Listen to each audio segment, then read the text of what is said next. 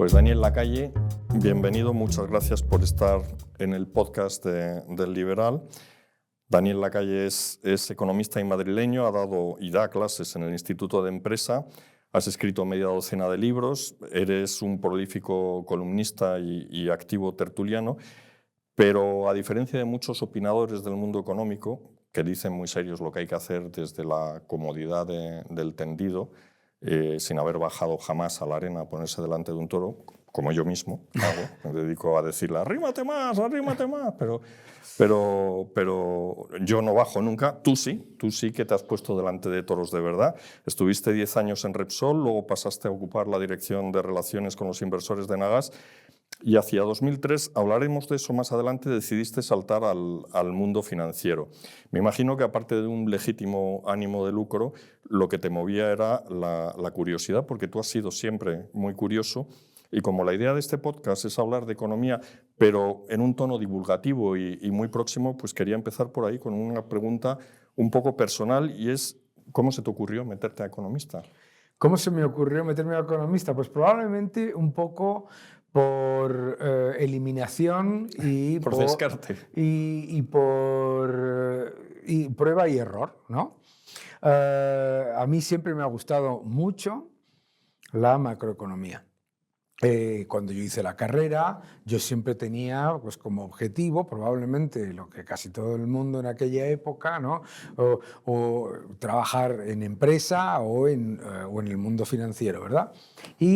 Pero sin embargo siempre me gustó mucho la macroeconomía y tuve la enorme suerte de tener profesores que me dieron bastantes libros interesantes para leer de manera... Pero entiendo que te guste, entiendo, qué raritos somos, que te guste la macroeconomía, pero antes de eso, ¿por qué decidiste hacer económicas? O sea, ¿por qué decidí hacer empresariales? Yo decidí hacer empresariales porque a mí me gustaba la economía y porque lo veía como la mejor manera de estudiar algo que me iba a dar herramientas para la carrera profesional que yo quería llevar a cabo, ¿no? Es decir, aquello que en nuestra época se llamaba salidas, ¿no? Eso es. Es una carrera con salidas, ¿no? Entonces, mi padre es ingeniero aeronáutico, tengo familia de militares, ingenieros, etcétera, etcétera, pero yo prefería claramente economía y particularmente empresariales porque me interesaba más el mundo de la empresa. Tú eres del año 67. 67. Claro, eres de la generación de mi hermano, que es 10 años más joven que yo, y yo recuerdo que ahí se produce un salto en España. O sea, vosotros sois una generación a la que le interesan los aspectos materiales. Mi generación es que la economía nos entraba por un oído y nos salía por otro. Yo recuerdo que me dieron una asignatura justamente de macroeconomía y nos hablaban de la balanza de pagos. Y claro, nosotros decíamos, pero hombre, no, cuéntenos usted la plusvalía de Marx, que es más interesante. Claro, ¿no? Y sobre todo es más interesante porque es falsa. Pero ya empezamos. Pero lo más interesante a mí, yo creo que sí, yo creo que lo que ocurre en el año, en esa época en la que pasamos de estar en una economía paternalista, tutelada de una dictadura a una economía abierta en la que te fijas en el mundo, etcétera, etcétera, es precisamente pues, el interés precisamente por recibir ese input del resto del mundo y esa información de las cosas que están ocurriendo y crearte tu propia idea, ¿no? Y eso yo creo que es claro en esa diferencia, ¿no? Antes se decía de la economía, de hecho teníamos hasta ministros de economía que no eran economistas, ¿no? Bueno, ya hemos vuelto, ¿verdad? Se cierra el círculo. Se cierra el círculo, volvemos a la autocracia. Entonces, se veía que la economía, yo recuerdo, por ejemplo, que titulares de periódicos decía que los precios suben, ¿no? Como si los impuestos aumentan, ¿no? Pues empezamos. Pues te diré una cosa, esto que yo formé parte de la redacción fundacional de Expansión sí. Y al principio nos tenían prohibido utilizar IPC. Porque la gente no entendía. La cultura financiera de este país era verdaderamente exigua Y de hecho, el primer periódico que tuvo una sección de economía fue Informaciones. Jesús de la Serna decidió dar una página al día de economía y le dijeron qué barbaridad. Qué barbaridad. ¿Cómo la vas a llenar esa sección? Claro, yo me acuerdo cuando las páginas de economía estaban ahí al fondo, al final de los periódicos, Claro, sí, sí. al lado de los anuncios de Clasificados, sí, después de la parte. Oye, en la Wikipedia he leído que tu abuelo fue ministro de Franco y tu padre militante del Partido Comunista. Habría que ver vuestras comidas familiares, ¿no? O sea, eran animadas. Bueno, yo creo que una de las cosas que se demuestra en la política es esto de la ley del péndulo, ¿no? Exacto. Que lo estamos viviendo desafortunadamente tanto, ¿no? Y mi abuelo fue ministro del aire con Franco y mi padre, claro, en aquella época si buscabas enfrentarte al régimen de Franco, o por lo menos buscar, pues parecía que la opción, digamos, era el comunismo, claro, hasta que se dieron cuenta de lo que era realmente el comunismo, empezando por las purgas del propio Partido Comunista, que yo recuerdo en mi casa de cuando éramos pequeños ir viendo cómo pues, gente que, que eran amigos y conocidos, etcétera, pues se les purgaba rápidamente y había todo tipo de... Pero tu padre estaba dentro del aparato. Mi padre estuvo bastante tiempo dentro de lo que es el Partido Comunista, ¿verdad? Y claro, pues mi padre se desencantó. No es que se desencantase, es que vio la realidad. Yo creo que les pasó a los dos. Porque mi abuelo, por ejemplo, cuando llegó... Mi abuelo era fundamentalmente un servidor público. Era un militar. El gobierno era el gobierno de Franco y obviamente era una persona pues, que lo que quería era que España tuviese un ejército y sobre todo un ejército del aire potente y sólido, y yo creo que eran las dos personas que pues fíjate, desde cada uno sus visiones, que lo que buscaban era lo mejor, ¿no? para España en cada momento, y los dos yo creo que se desencantaron bastante con lo que era pues la realidad de la política, ¿no? Claro. Iremos ahora, pero tú te hiciste liberal, tu padre comunista, tu abuelo, desde luego, el entorno era poco propicio. Era poco propicio al liberalismo. ¿No? En España es muy poco propicio en general todo. Yo recuerdo que cuando estudié, un profesor mío tenía un póster detrás en su despacho en el que salían los grandes economistas de la historia. Y así en pequeñito, a la derecha, al fondo, salían Hayek, Mises, tal, ¿no? Y yo me acuerdo que un día le pregunté, ¿y estos quiénes son, no? Y dijo, no, esto no es importante, esto no, aquí Samuelson y Keynes y más Keynes, y además la interpretación socialista de Keynes. ¿Y qué es lo que pasa? Pues lo que te vas dando cuenta, precisamente viniendo de una familia muy comprometida políticamente y socialmente, con distintas opiniones, incluso divergentes, ¿qué es lo que te das cuenta? Pues que el estatismo es el problema. Que cuando te das cuenta de cuál es la fuente del progreso son las empresas, son los autónomos, es la cooperación libre entre individuos libres. El Estado, sea un Estado comunista o socialista, un Estado fascista o de derecha, me da igual, el Estado simplemente o facilita o frena, no puede hacer otra cosa. Y claro, la capacidad de presentarse, de frenar algo y presentarse como la solución a lo que ha frenado es muy típica del Estado. Entonces, el liberalismo, yo empiezo a leer sobre liberalismo, pues aproximadamente ya terminada la carrera, ya trabajando, bueno, pero muchos años, y empiezo a leer y digo, espérate, es que esto es lo que tiene sentido, ¿no? Claro, y tú estuviste también, como no es muy difícil escarmentar en cabeza ajena, sí, también te metiste en política. Eso es. Fuiste asesor de Pablo Casado, incluso te presentaste y saliste elegido diputado en las elecciones del 2019, creo. Eso es. Y Y renunciaste, no tomaste nunca posesión de tu escaño. En una entrevista en el País decías que después de una meditada consideración, ¿qué pasó? ¿Qué pasó? Muy sencillo. En aquellas elecciones, si yo hubiese tomado posesión como diputado, eso hubiera supuesto que María del Mar Blanco no tuviese un sitio en el Congreso. Y me parecía profundamente injusto y completamente innecesario desde el punto de vista, además, de dar la batalla de las ideas.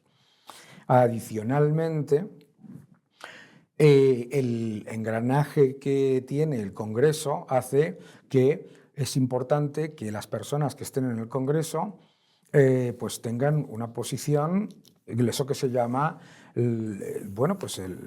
¿cómo se llama? Esto de la visión del partido o lo que sea, el argumentario. El argumentario del partido, etc. Y yo en muchas cosas voy a discrepar.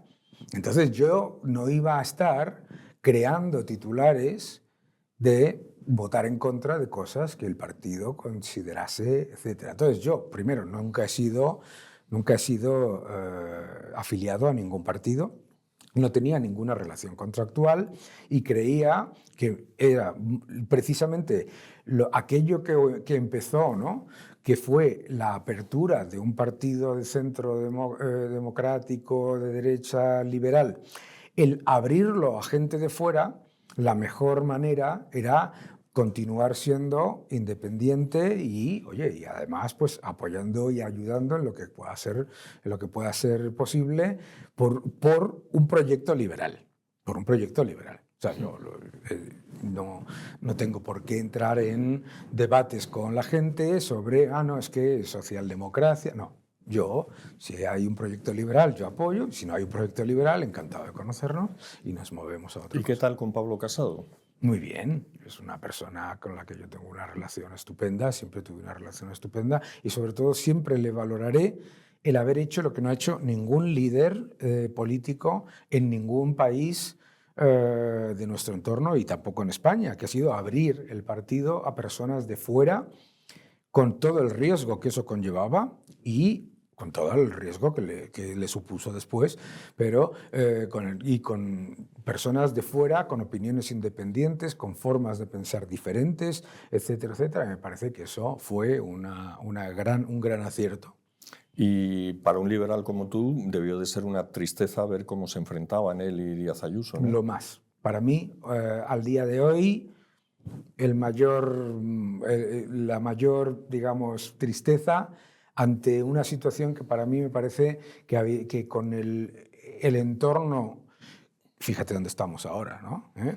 Pero con el entorno que se estaba ya forjando de avance constante del autoritarismo y de la utilización de las instituciones por parte del gobierno, etcétera, para mí fue una pena enorme y nada, yo lo siento muchísimo por personas que además considero amigos a los dos, claro. Oye, antes has citado de pasada, bueno, no tan de pasada, a Hayek y a Mises. Tú presides el Instituto Mises Hispano, que promueve los postulados de la escuela austríaca para los profanos. Indicaré que la austríaca es la más liberal de todas las escuelas y que ya más liberal es ya ser anarquista. El que no has mencionado es a Murray Rothbard. Y tú odias el Estado desde lo más profundo de tu corazón, como exigía Rothbard. De hecho, tuvo un debate con Milton Friedman y le acusó de que era, bueno, lo llamó socialista. Bueno, esto desafortunadamente es muy típico entre los liberales, el ir poniendo etiquetas de ser auténticamente liberal o no auténticamente liberal, ¿no? Que para mí es un debate innecesario, ¿no? A mí lo que me gusta precisamente es todo aquel que se considere liberal y que quiera una sociedad plural en la que los individuos tengan libertad, en la que haya individuos libres en los que se respete la propiedad privada y el proyecto de cada persona. Luego, pues los 2-3 grados de separación me dan exactamente igual. Yo creo que Milton Friedman y Murray Rothbard tenían diferencias que estaban más bien basadas en la sociedad norteamericana, en las que Murray Rothbard básicamente veía ese estado, claro, que le parecía gigantescamente... Y era el de Estados Unidos. El de Estados Unidos, claro. Imagínatelo en Francia. Murray Rothbard se moriría si viniese aquí a España y leyese el BOE, ¿no? Pero no, Murray Rothbard me parece que tiene algunos de los mejores libros para entender cómo el gobierno engaña a los ciudadanos traspasándole las ineficiencias de sus excesos vía monetaria, vía fiscal, etc. Entonces a mí me encanta, vamos, me parece que Murray Rothbard es un autor esencial, ¿no? Pero yo no considero, o sea, yo creo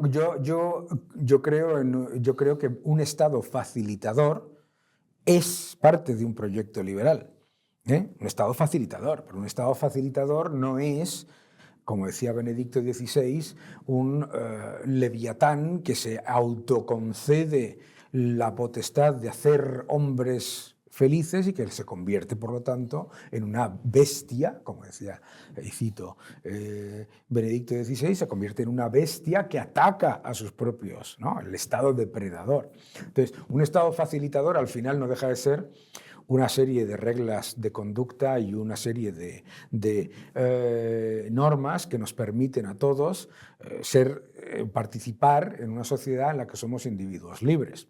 A partir de que ese Estado se convierte en otra cosa, en la que empieza a ser un Estado extractivo y confiscatorio, ya pierde, de hecho, ya no es un Estado, sino que ya es un agente económico extractivo, que es mucho peor, ¿no? O sea que tú, evidentemente, consideras que hace falta Estado. Es que aunque lo consideremos, nosotros pensamos en Estado y ¿qué pensamos? Lógicamente, pensamos en poder político. Pero si nosotros tuviésemos una sociedad en la que desapareciese el Estado como lo conocemos, tendríamos también un Estado. Es decir, si tú y yo y la persona que nos está grabando, Carmen, tuviésemos una sociedad entre nosotros de individuos libres, llegaríamos a un acuerdo de gestión de una serie de cosas comunes entre nosotros tres, ¿de acuerdo? Y eso es un Estado. O sea, la cuestión es, y ahí es donde Murray Rothbard tenía la razón, es la concepción del Estado como un ente que está haciendo una organización falsa, política, de un montón de cosas, desde la economía hasta la propia geografía, para concederse un poder sobre los ciudadanos a los que utiliza como rehenes cautivos. Ojo, eso es otra cosa distinta, ¿no? Claro, el otro día pasó por aquí Carlos Rodríguez Brown y le hice una pregunta que le hago siempre. Le he entrevistado varias veces y siendo el Estado tan malo, ¿por qué todos los países prósperos tienen estados grandes? O sea, nuestros modelos, nuestra aspiración es Dinamarca, claro, o Suecia, o Noruega, o quizá menos Finlandia. Pero todos estos son sociedades con estados o países con estados muy grandes, claro, mayores que el nuestro. El problema es atribuir causalidad a la magnitud del Estado, ¿no? Dices, hombre, los estados más prósperos tienen estados grandes, por lo tanto, si queremos ser prósperos, necesitamos estados grandes. ¡No! Es al revés. Es al revés, mi querido amigo. Es como decir, hombre, claro, Jeff Bezos es multibillonario y se dedica al culturismo, por lo tanto, si quiero ser multibillonario, tendré que hacer culturismo. Creo que ahora se está dedicando al culturismo, o por lo menos... Sí. Bien, no. ¿Entiendes? Entonces, ¿qué es lo que ocurre? Primero, la utilización de los países nórdicos. Esa magia de los países nórdicos, la excepcionalidad de los países nórdicos, que es falsa, ¿no? Primero, ¿por qué? Ante el fracaso absolutamente incuestionable del socialismo cuando toma el poder económico, político, se crea una nueva narrativa, ¿Qué es? No, eso no es socialismo. Socialismo es estas sociedades que tienen unos estados aparentemente grandes, pero ojo, son líderes en libertad económica, en libertad empresarial, en todos los índices de libertad económica, en todos los índices de facilidad para hacer negocios, etcétera, están en la parte de arriba, ¿no? ¿Y qué es lo que pasa? Estas personas libremente deciden tener una cobertura estatal que tiene factores absolutamente diferenciales con respecto a lo que nosotros llamamos un Estado grande. Número uno, la burocracia es bajísima, pequeñísima, y desde luego lo que no tiene son coches oficiales y asesores por todos lados. Bueno, tendrás asesores, pero no les pagas. Importante. Tienes un control de lo que es el dinero público tan absolutamente estricto hasta el nivel del protestantismo más calvinista, que a mí me entra a la risa cuando me dice un gobierno como el español o como el de Portugal, que es que su modelo son los países nórdicos, porque si tu modelo es los países nórdicos, lo primero que tienes que hacer es despedir a los 809 asesores o los 890 que tienen, despedir a toda esa telaraña clientelar que no existe en esos países. Entonces, ¿por qué se le llama un Estado muy grande? En realidad no es, tampoco tienen unos impuestos mucho más altos. En los impuestos para el capital, los impuestos para la renta, etcétera, no tienen unos impuestos altos. ¿Qué es lo que tienen? Unos impuestos sobre el valor añadido mucho más altos. Impuestos indirectos. Claro, aquí vienen y te dicen, ¡ah! Entonces yo voy, es como con Keynes, ¿no? La gente dice, no, es que yo soy keynesiano. ¿Ah, sí? Pues no parece que te lo hayas leído. Porque Keynes decía que el Estado tiene que ahorrar y bajar impuestos en periodos de crecimiento y con el ahorro acumulado, si viene una recesión, invertir en proyectos con rentabilidad económica real que se paguen con esa rentabilidad económica real para luego salir. ¿Qué es lo que pasa? Se utiliza la excusa de los países nórdicos, que es fundamentalmente generada por gente que jamás ha ido a esos países. Pero vamos, a mí tampoco me parece que los países nórdicos sean un ejemplo de nada. Y los primeros que te lo dicen son los nórdicos. Claro, que a la mínima, si pueden, uno, se van, ¿no? Y dos, lo más importante, que hay toda una serie de factores adicionales que no son de prosperidad, entre otros, pues una política equivocada de inmigración, una política equivocada de subsidios que ha generado unos problemas sociales muy grandes. No, fundamentalmente yo le pediría a la gente que defiende el socialismo que vaya a los países socialistas y a disfrutar.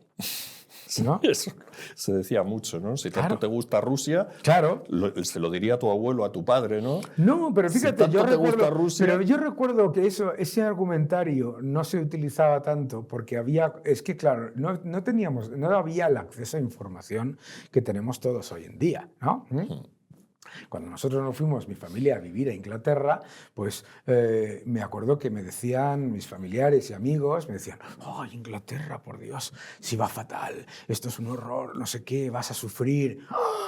¿Sabes? Imagínate, año 77, ¿sabes? Con todo mi cariño, España versus Inglaterra, ¿no? Sí, sí. Entonces, yo creo que eso era interesante, esos debates eran interesantes, pero sobre todo, a mí siempre me dicen, no, es que si a ti tanto te gusta el capitalismo y todo eso, vete a vivir a Estados Unidos. Y yo he vivido en Estados Unidos, no tengo ningún problema en vivir en Estados Unidos, en Reino Unido. Yo no tengo ningún problema en vivir en esos países que usted considera capitalismo salvaje. De hecho, he tenido mucho éxito sin tener ninguna prebenda ni ningún conocimiento en esos países. Y eso ya te demuestra que hay una gran diferencia entre el estatismo al que estamos acostumbrados en la Unión Europea, que es asfixiante, y otros países, claro. Sí, eso me recordaba, mi mujer se crió en Canadá y vino a España en el año 78 Y claro, cuando llegó a Madrid y vio esta ciudad que a nosotros no nos lo parecía porque estábamos dentro, ¿no? Tan gris, y dijo, ¿por qué me ha mandado mi padre a vivir aquí? Claro. A vivir aquí, sí, era una impresión grande. Hombre. Y cuando cruzabas la frontera a Francia te daba la impresión de pasar de una película en blanco y negro a una película en color. Eso me pasó a mí en el año 80, que no está tan lejos. ¿A qué atribuyes, después de todas estas cosas que me has dicho, a qué atribuyes tú la mala fama del capitalismo y de los mercados? ¿Por qué existe? O sea, el decir de alguien que es un capitalista es malo. Es muy malo, es muy Claro. malo. Bueno, cada vez menos, pero sí, era una descalificación grande. Es muy sencillo, mira, y muy complicado a la vez. El propio Carlos Rodríguez Brown lo dice siempre. Al socialismo se le juzga por sus intenciones y al capitalismo por sus peores resultados. No por sus resultados, sino por sus peores resultados. ¿Vale? Entonces, claro, si aparece un líder socialista y por el bien de la población les lleva a morir de hambre, a una inflación desbocada, etcétera, etcétera, claro, dicen, pero él tenía buena intención. Yeah. Él o ella, ¿no? Tenían buena intención, ¿no? Fíjate, el peronismo en Argentina, este socialismo del siglo XXI, dicen, hombre, es que es verdad que la pobreza se ha disparado, pero los programas tenían buena intención. Entonces, el juzgar las políticas por las supuestas buenas intenciones a mí me es irrelevante, pero además, sobre todo, porque parte de la base de una buena intención que es falsa. ¿De acuerdo? El socialismo no redistribuye de los ricos hacia los pobres. El socialismo redistribuye de la clase media hacia los políticos. Y si los ciudadanos no entienden eso, siempre caen en la trampa del socialismo. Porque dicen, a mí no me van a tocar y le van a tocar a los ricos. Yeah. Y entonces dicen, ahí va, y te vas haciendo cada vez más pobre, te van haciendo cada vez más dependiente, crea clientes rehenes y te genera, y además genera constantemente, ¿no? Decía Thomas Sowell que la burocracia es un animal que se da luz a sí mismo y exige baja por maternidad. Es decir, que básicamente se presenta como la solución a los problemas que ha creado y genera mayores problemas. Claro, por eso hay que tener tanto cuidado con la idea del Estado paternalista.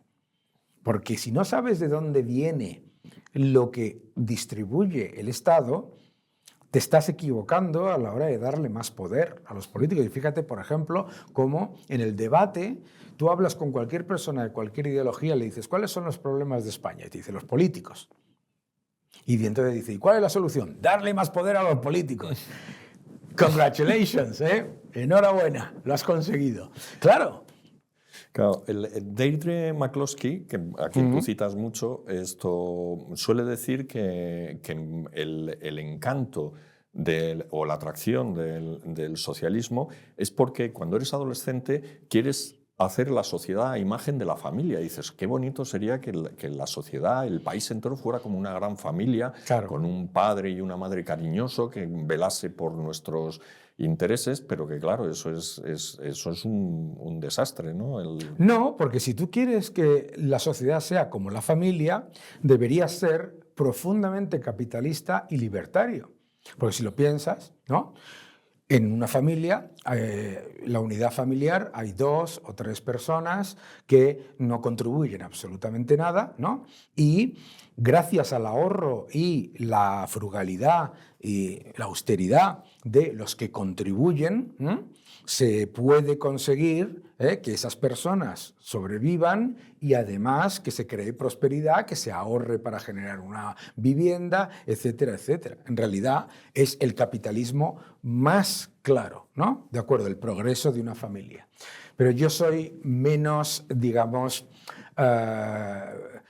bueno que Deirdre McCloskey en el análisis. Vamos a ver, yo digo siempre que todos los ciudadanos sufren el mayor shock económico, espero que no nos estén viendo muchos niños, cuando son pequeños, que es que se dan cuenta de que Papá Noel o los Reyes Magos no existen. ¿De acuerdo? Te enteras, de repente un día, es un shock económico brutal, de que tú haces una lista con lo que quieres y no te aparece mágicamente debajo de un árbol o debajo de una chimenea, etc. Y durante el resto de nuestra vida estamos intentando buscar que los Reyes Magos existan, es decir, que 2 más 2 sumen 22. Y el socialismo acude siempre a 3 factores. El primero es la promesa de la inexistencia del cálculo económico. Es decir, no te preocupes, que aquí hay para todos de todo. 2 más 2 suman 22. Número 2, la propaganda. Te voy a vender que cualquier cosa que haga el socialismo es buena, ¿no? Y número 3, la represión. En el momento en el que te quejes, te voy a cancelar, te voy a anular como individuo. O sea, el socialismo es la promesa de la irresponsabilidad.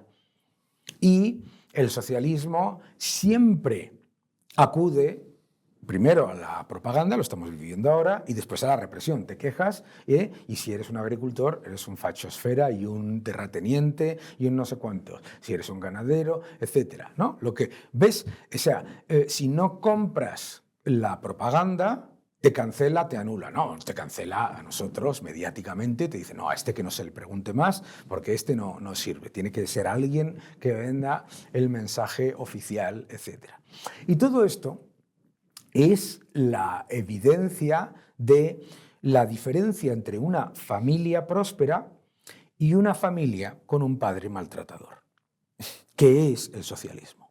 El socialismo es efectivamente intentar crear una familia desde la intromisión de un padre maltratador que te dice que tú no puedes, a la madre o al cónyuge, que te dice tú no puedes sin mí.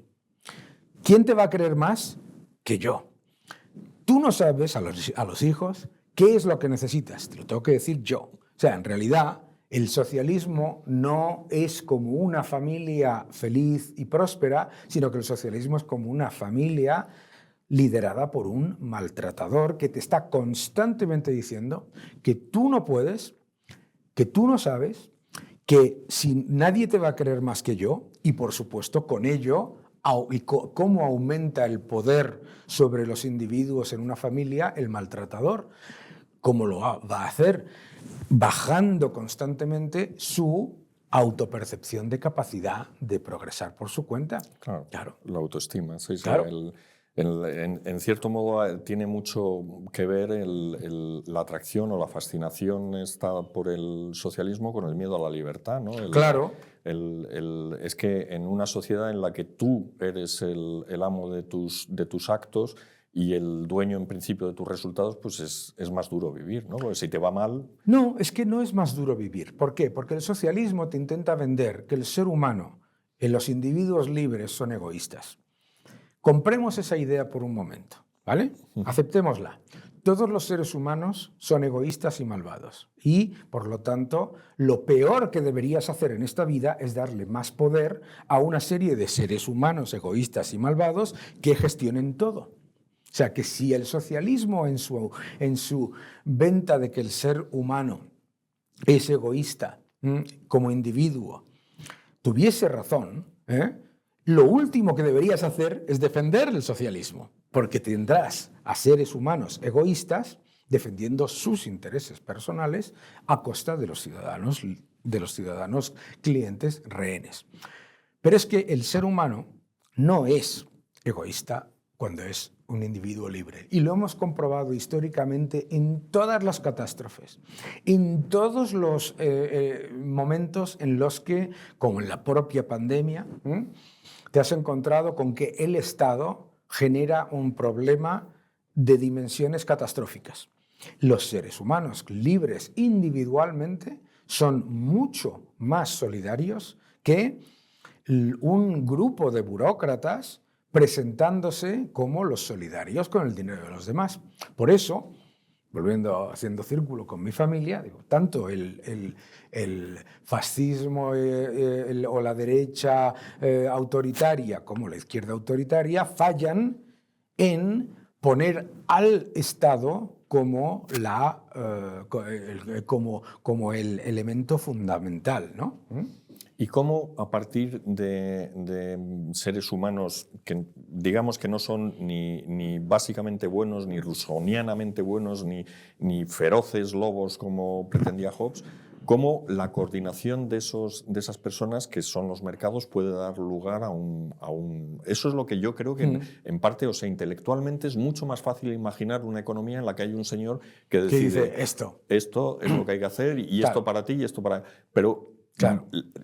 Intuitivamente lo del mercado es un lío, ¿no? Claro, es un lío porque tú partes de la base de 3 mentiras. La mentira número 1 es que la riqueza es algo estático, que se puede repartir y por lo tanto lo único que tiene que hacer es venir una persona, con un poco de suerte recemos, con buena voluntad y repartirla equitativamente. La riqueza o se crea o se destruye. Por eso el Estado lo único que puede hacer es facilitar o entorpecer, ¿de acuerdo? Número 2, que la economía es un juego de suma cero, que es una falacia. Claro, entonces la idea de que si tú y yo comerciamos y tú me vendes y yo compro, tú ganas y yo pierdo. Eso es una mentira de tal calibre que entenderlo es absolutamente clave.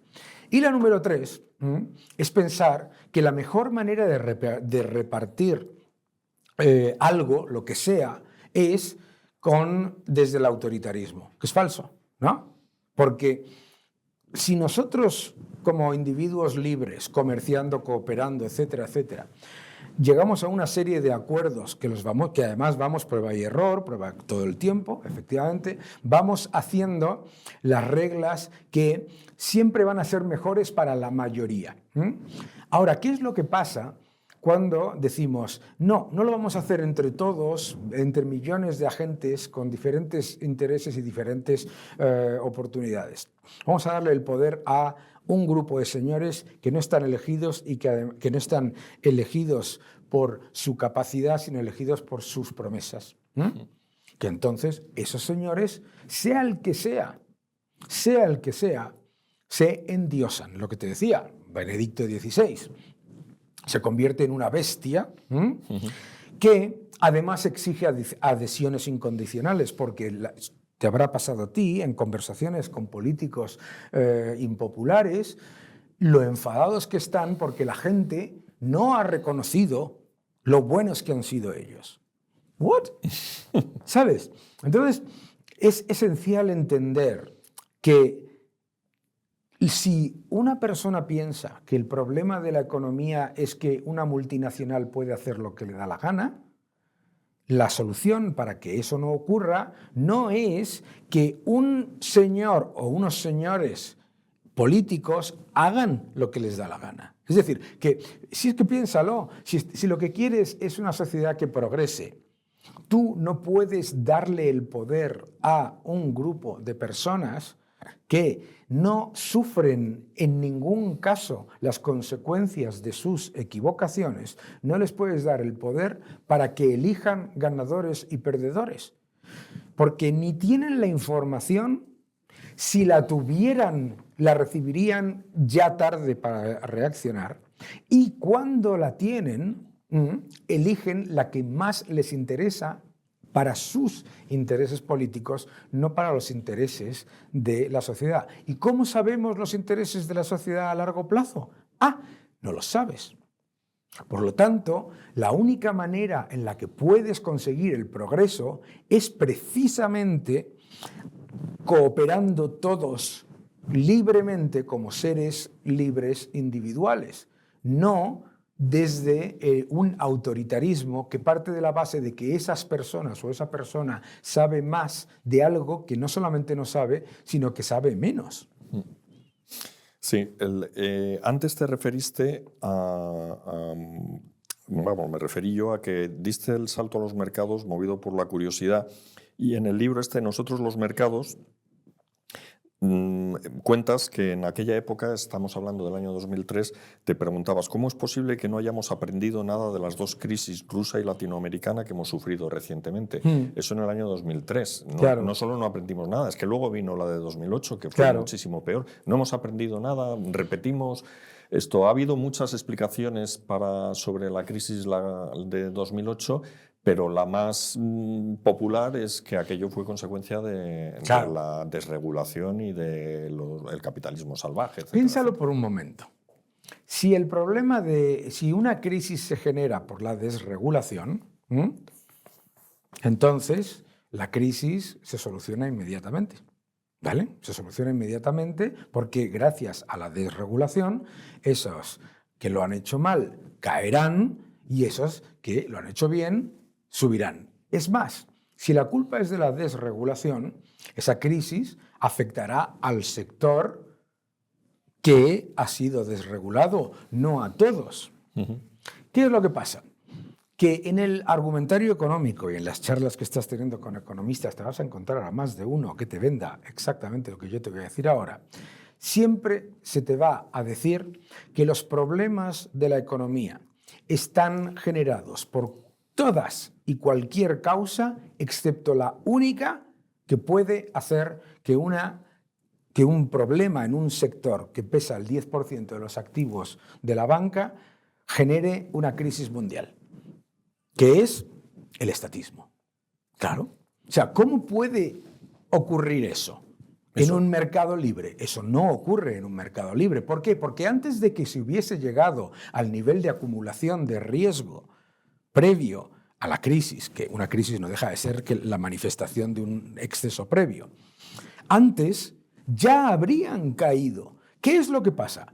Hay unos bancos centrales que son parte de ese Estado que bajan los tipos de interés, es decir, manipulan el precio y la cantidad del dinero, ¿vale? Bajan los tipos de interés y aumentan la cantidad de dinero. ¿Con el objetivo de qué? De prevenir una recesión. Un momento. ¿Cómo está usted previniendo una recesión? Aumentando la capacidad de asumir riesgo excesivo por parte de los agentes económicos, ¿no? ¿Y por qué lo hace? Porque por el otro lado, la política monetaria y la política fiscal son dos caras de la misma moneda. Por el otro lado, el gran beneficiario siempre es el Estado. Emite deuda mucho más barata, esa deuda se compra aunque sea un Estado deficitario que está haciendo peor las cosas, se generan ingresos fiscales extraordinarios y falsos por una burbuja.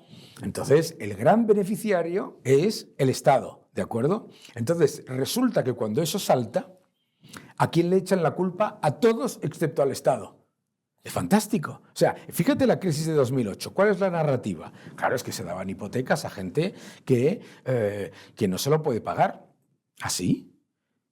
¿Tú de verdad ibas a un banco y te daban una hipoteca que no te podías pagar con toda la alegría, etcétera? ¿Alguien ha ido alguna vez a pedir una hipoteca y le han leído el notario lo que es eso?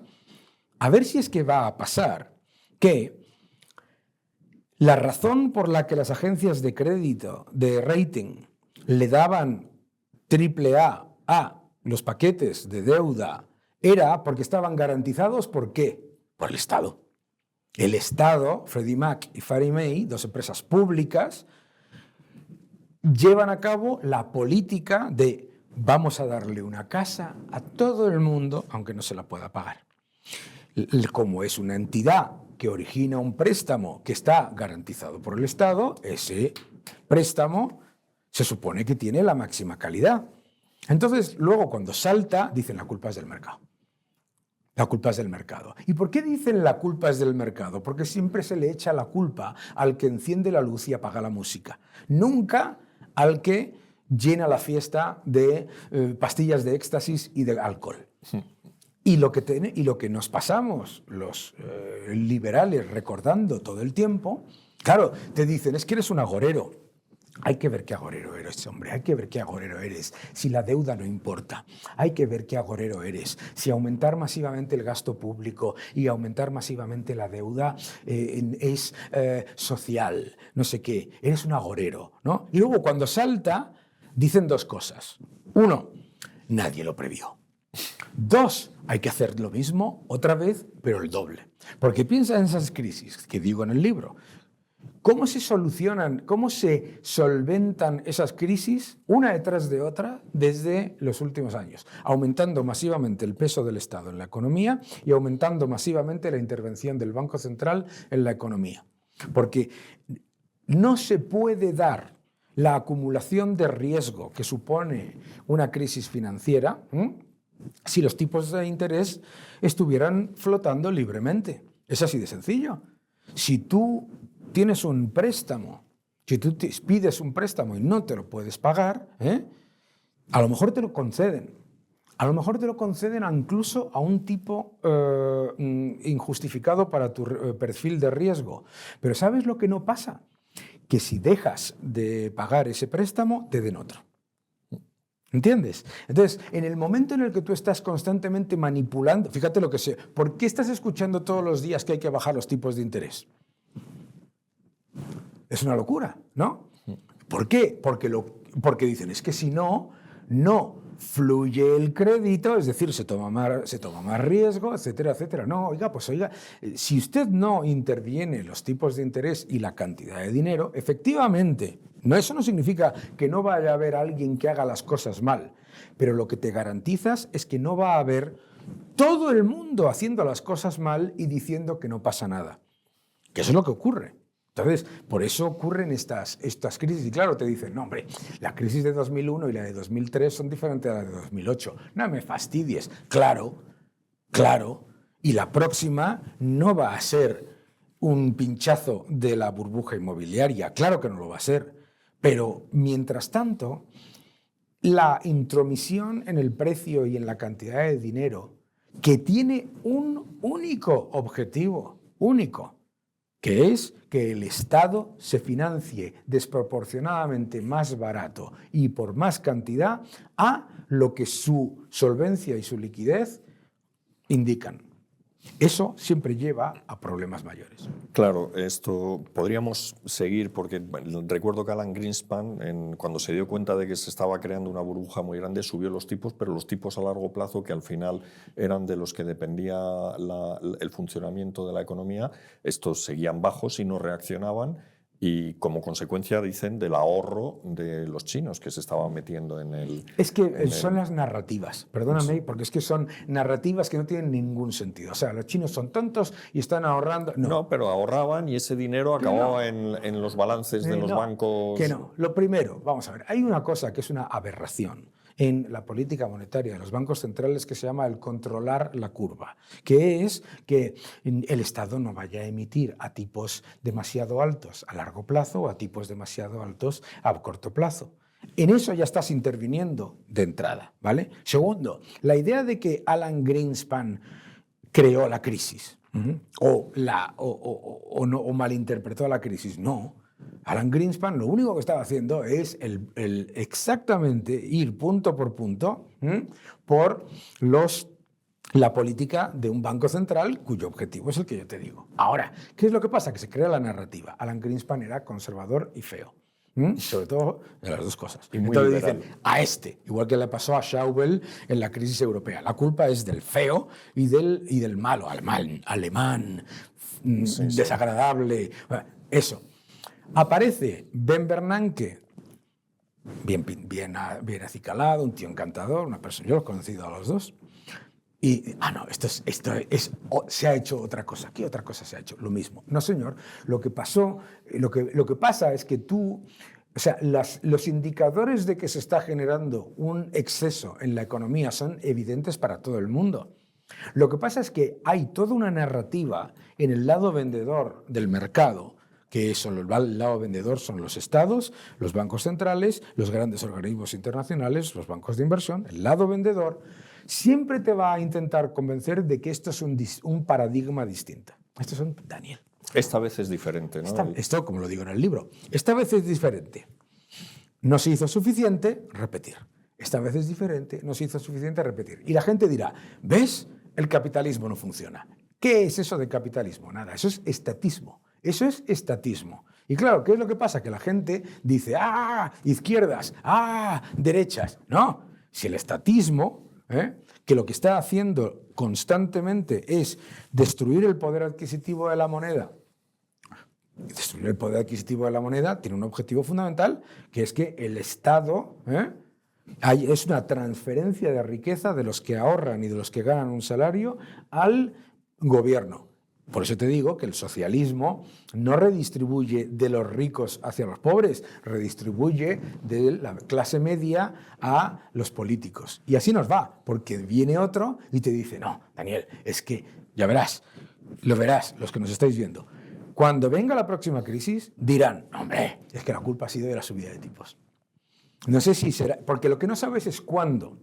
Claro, el tema es lo que no sabes es cuándo. En el libro, Nosotros los mercados, en Viaje a la libertad económica, en Libertad o Igualdad. Claro, es muy difícil saber cuándo va a explotar una cosa. ¿Por qué? Porque cuando tú estás analizando la economía, ¿por qué se odia a la escuela austriaca, a Mises, etcétera? Porque te está reconociendo que lo importante es la acción humana. Mientras que el keynesianismo lo que te quiere decir es que la acción humana es irrelevante. Lo importante es lo que desde el poder se orienta. Y lo que se orienta desde el poder siempre va a ser generar un mayor problema a largo plazo. Es que nos estamos metiendo ya en terreno ya peligroso, digo, en cuanto a la duración. Está siendo muy interesante, pero aquí, y yo no quiero que te vayas sin que me hables, en primer lugar, de estas profecías agoreras que hacéis. Pero el más famoso es Nouriel Roubini, que dice que viene la madre de todas las crisis de la deuda. Pero tú también dices que con esta deuda esto vamos a acabar fatal. Y luego quería que me hicieses un balance de la economía española y de los desafíos que tiene, sobre todo porque tú tienes un libro que se llama Cómo acabar con el paro y de lo que está haciendo este gobierno. Pero vamos con la crisis que viene. A ver, la crisis que viene. Uno, no sabemos cuándo va a saltar. Lo que sabemos es que se están creando las condiciones para que salte, porque se está repitiendo constantemente el mantra de que aumentar el déficit, aumentar la deuda, etcétera, que no tiene consecuencias, que no pasa absolutamente nada y que eso, y si hasta se ha creado la narrativa falsa de la teoría moderna monetaria, que ni es moderna ni es teoría. Pero que nadie cree ya, ¿eh? O sea, que bueno, eso de que nadie cree, para empezar, todos los estados. No, pero no en todo el postulado. O sea, la idea de que puedes endeudarte sin ningún tipo de límite, vamos, ni siquiera Krugman y los keynesianos, esto... Esto me recuerda a lo que hablábamos antes de la diferencia entre el socialismo y el comunismo. O sea, a mí que te creas el 60% de una teoría que es empíricamente falsa, pues me da exactamente igual. ¿Entiendes? Claro, los que defienden el 100%, pues sí, claro, Pablo Iglesias también piensa que el gobierno de Pedro Sánchez lleva a cabo políticas muy neoliberales, pero me da exactamente igual lo que piense. No, a ver, sabemos que se están creando un montón de desequilibrios muy peligrosos a largo plazo y además a la vez, ¿de acuerdo? ¿Por qué? Porque los estados gastan más cuando hay crisis y gastan mucho más cuando no hay crisis. Por lo tanto, el Estado y el Banco Central, y eso lo ves todos los días en los medios económicos, el Estado y el Banco Central se ha convertido no en el prestamista y en el financiador de último recurso, sino en el financiador de primer recurso. Y, por lo tanto, inevitablemente... lo que está generando es un gigantesco desequilibrio por el lado de la deuda, que es lo que dice Nouriel Roubini, una persona muy informada, Peter Schiff, tantísima gente. ¿Qué es lo que pasa? Lo que no sabes es cuándo.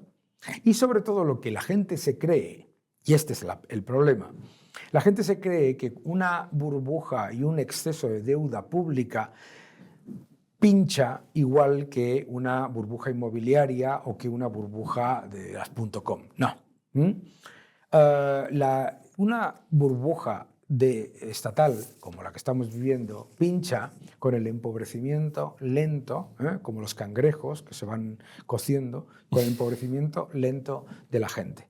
Y dice, claro, la gente te dice, hombre, Daniel, si no ha pasado nada. Le digo, ¿así no ha pasado nada? Porque tú eres mucho más pobre en términos reales y en términos relativos. además de ser mucho más pobre, te cuesta mucho más llegar a donde llegabas antes con el ahorro y con el trabajo, y encima pagas mucho más. Y, claro, y te dicen, no ha pasado nada porque has aumentado masivamente un desequilibrio que inevitablemente va a suponer mayores recortes, mayor inflación, mayores impuestos o las tres cosas a la vez en el futuro, que es disfrazar todo vía gasto público y vía deuda. Entonces, cuando salte, dirán que la culpa es del neoliberalismo y que lo que hay que hacer es intervenir todavía más, porque la gente le parece que cuanto más y cuanto más sencilla sea la solución, más rápida va a ser, y no lo es, ¿no? Entonces, eso inevitable. Lo que no sabes es cuándo, claro, no lo sabes. Si supiésemos exactamente cuándo, pues entonces seríamos absolutamente multibillonarios, pero de verdad, ¿no? Ya está. Pero no es la cuestión de saber cuándo, la cuestión es explicarle a la gente por qué. Y la gente ya más o menos sí lo pilla, ¿eh? Porque la gente cuando ve que aparece el Banco Central y te dice, vamos a apoyar la economía, y ve que le cuesta el aceite un 40% después. Primero le echan la culpa a los supermercados, luego le echan la culpa a los clientes. Pero la realidad, lo que sabes hoy es que con inflación persistente, después de cambiar el método de cálculo varias veces, ojo, que esa es la otra, que te dicen, no, si la inflación está bajando. No, gracias por cambiar el método de cálculo, ¿sabes? Inflación persistente, mayores impuestos y menor crecimiento potencial y real, ¿sabes? Eso siempre genera problemas. ¿Qué está haciendo este gobierno? Está haciendo exactamente lo mismo que hizo el gobierno griego en la época previa a la crisis. Lo mismo, exactamente. Claro, te dice, Daniel, sois unos agoreros, porque habéis dicho que esto iba a ir fatal y mira, la economía está creciendo. Hombre, si le metes 350.000 millones más de deuda pública a la economía y no sacas 50.000 millones, hombre, es que eres un inútil absoluto, ¿no?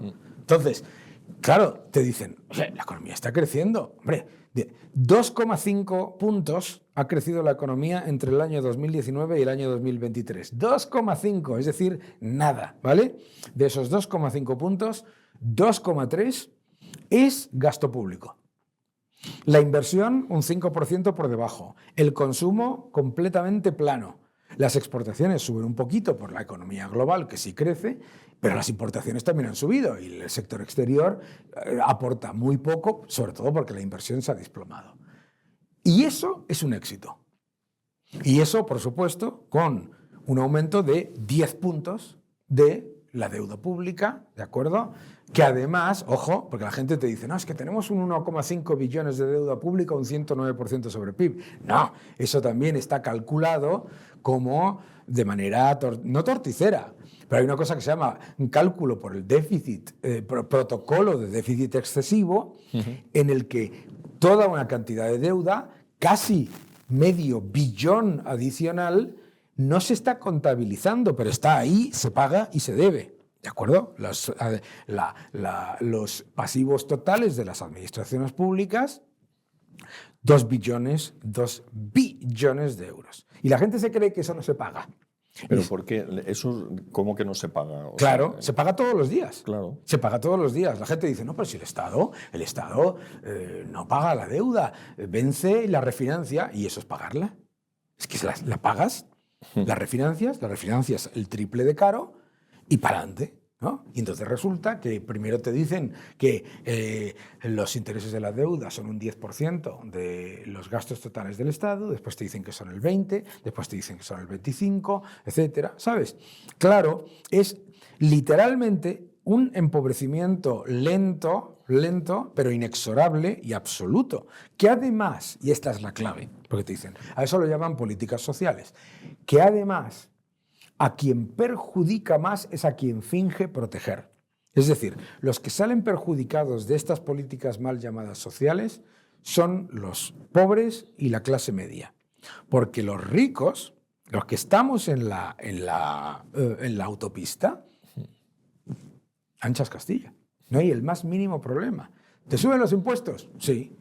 ¿Sabe lo que es para los de verdad ricos que te suban los impuestos? Un tributo a que no entre nadie en la autopista. En realidad es literalmente como pagar para quitarte competencia. Es un arancel. Entonces, claro, no es ninguna sorpresa que los multibillonarios estén encantados con las políticas socialistas, porque los multibillonarios siguen siendo billonarios, pero ahí no sube ni uno. Ahí no sube, son muy pocos, ¿vale? Y cada vez es más complicado para el que tiene una empresa que sube. O sea, para el que tiene una empresa, para el que tiene un negocio, para el que tiene una familia, para todo eso. Claro, eso es. Bueno, pues nada, esto. Y brevemente, acabar con el paro. ¿Qué harías tú? Bueno, lo primero que hay que hacer para acabar con el paro es no penalizar la contratación.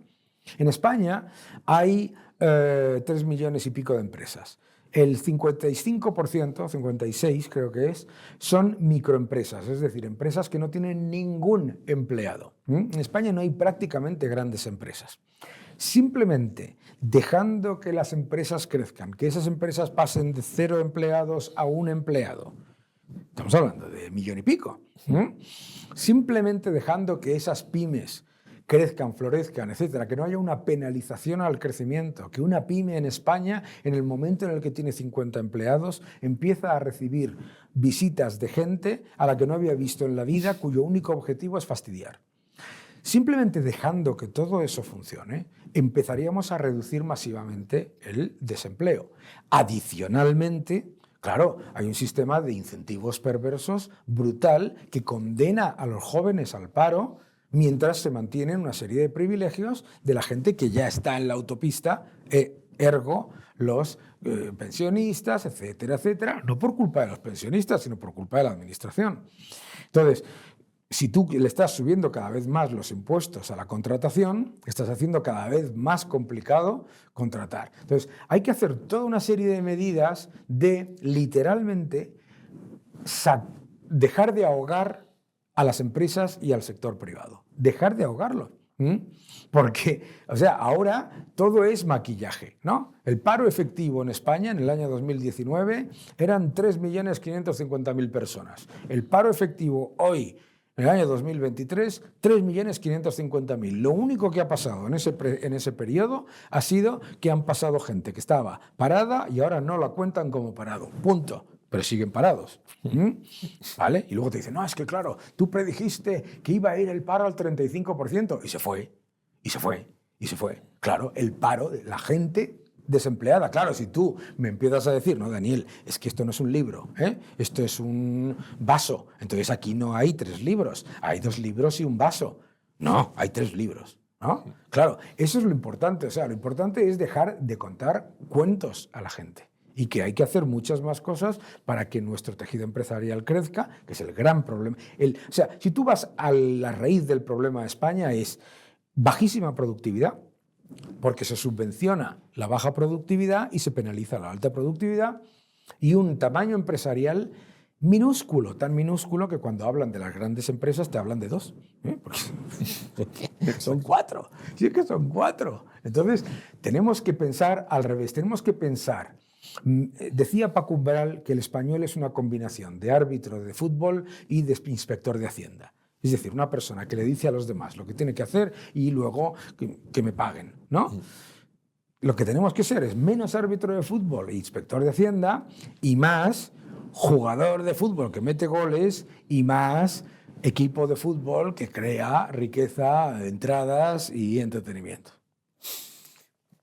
Muy bien, o sea, la última pregunta era que si estamos los españoles preparados para el futuro, pero no creo que haga falta. Los españoles estamos preparados para el futuro siempre, porque somos un país en el que, con todo lo que hemos hablado en esta charla y todo lo que me he dejado, es maravilloso ir por las ciudades de España conociendo a unos empresarios que son la bomba, a una gente que es responsable. Los españoles son muy responsables como trabajadores, etc. Los españoles tienen todos los ingredientes para ser un país líder en el mundo. Lo que tienen que dejar de pensar es que el diagnóstico correcto, que es que el problema es un poder político extractivo y confiscatorio, se soluciona con un poder político más extractivo y más confiscatorio. Pues muchas gracias, Daniel, ha sido muy interesante y confío en que haya calado un poco tu mensaje en la audiencia, aunque nuestro público en general sí es, Bueno, es pues partidario. siempre estamos ahí y hay que dar la batalla cultural a todos los que nos estáis viendo. Exacto. Nunca dejéis de defender la libertad. Muchas gracias.